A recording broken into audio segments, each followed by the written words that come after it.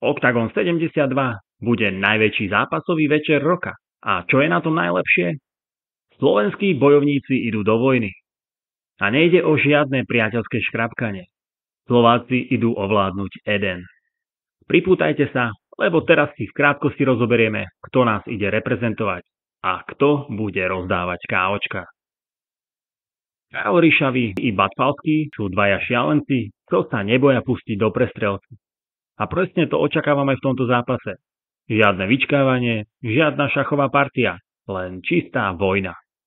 Karol má navrch v skúsenostiach, ale musí si dať pozor. Batfalský má úder, ktorý dokáže uspávať. Stret Octagon veterána s mladým talentom tak sľubuje skvelú zábavu a nič iné ako KO ani nečakám. Samozrejme verím, že výhra poputuje na Slovensko. Buki je späť. Živá legenda slovenského MMA, viacnásobný šampión Octagonu, tentoraz nastúpi proti Vladimírovi Lengálovi. Ten má v MMA oproti Buchingerovi minimum skúseností, ale jeho pozadie z boxu a kickboxu z neho robí nepríjemného súpera. Na papieri by to mala byť školská lekcia, ale v klietke žiadne papiere neplatia. Buchinger si musí dať pozor na jediné, aby nezaspal v prvom kole. Práve jeho pomalý rozjazd v zápasoch sa prejavil s dobrými strikermi a toto je asi jediná šanca Vlada Lengála.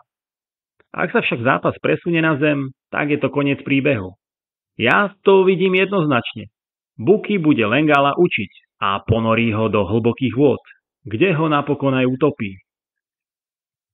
Ronald Ronny Paradiser, náš slovenský snajper, prechádza z ľahkej váhy do welterovej a vypýtal si pritom UFC veterána Bojana Veličkoviča. Ale Bojan je tvrdý orešok, čo sa neláme ľahko. Našťastie má Ronny všetky potrebné zbrane na to, aby tento duel zvládol. Nechýba mu technika, komplexnosť, kondička a ani zápasové IQ. Ak Ronny vyhrá, dvere k titulu sa otvárajú do Korán, keďže Veličkovič je aktuálne jednotka welterovej váhy. Ja verím, že tieto dvere doslova rozkopne a potom sa už len musí dohodnúť so šampiónom a kamarátom Jónom Surdum, ako to urobia s titulovými ambíciami. Vrcholom večera je zápas slovenskej legendy proti tej českej.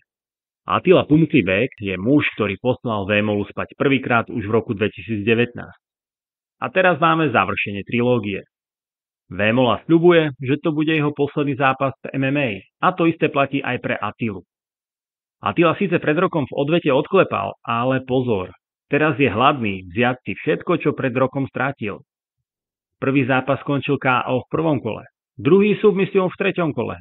A ani teraz neverím, že by to skončilo až na body. A najneskôr sa podľa mňa rozhodne symbolicky do tretieho kola.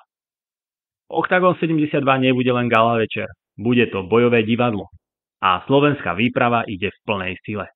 Pripravte si pukance, pivo, lebo tento večer bude extrémny. A ja verím, že Slováci ovládnu Eden.